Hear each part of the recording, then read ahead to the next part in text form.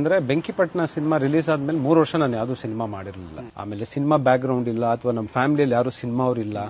So ನನಗೆ ಯಾರು guide ಮಾಡೋರೇ ಇರಲಿಲ್ಲ.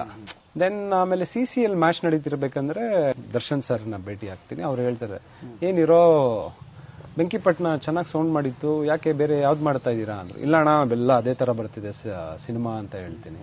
ಆಗ ಅವ್ರು ಚೆನ್ನಾಗಿ ಹೇಳ್ತಾರೆ ಅಂದ್ರೆ, ನೋಡಿ ವಾರದಲ್ಲಿ ನಿಮ್ ತರ 10 ಜನ ಹೊಸ ಹೀರೋ ಬರ್ತಾರೆ. ನೀವು ಇವಾಗ ಒಂದು ಒಳ್ಳೆ ಸಿನಿಮಾ ಬಂದಿದೆ, ಜನಕ್ಕೆಲ್ಲ ರೀಚ್ ಆಗಿದೆ.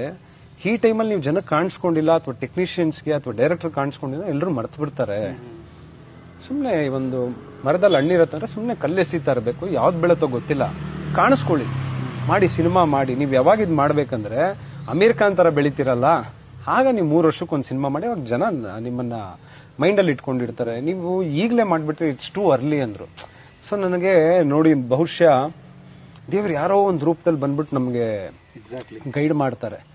ಸೊ ಬಹುಶಃ ಅದು ಅವ್ರು ಆ ಮಾತು ಹೇಳಿದ್ದು ಅಂತ ಸ್ಟಾರ್ ಆ ಮಾತು ಹೇಳಿದ್ದು ನನಗೆ ತುಂಬಾ ಇಂಪ್ಯಾಕ್ಟ್ ಆಯ್ತು. ಅದಾದ್ ಬಂದ್ಮೇಲೆ ಯಾವ ಸಿನಿಮಾನು ಅಷ್ಟೇ ಯಾವ್ದು ಬಿಟ್ಟಿಲ್ಲ.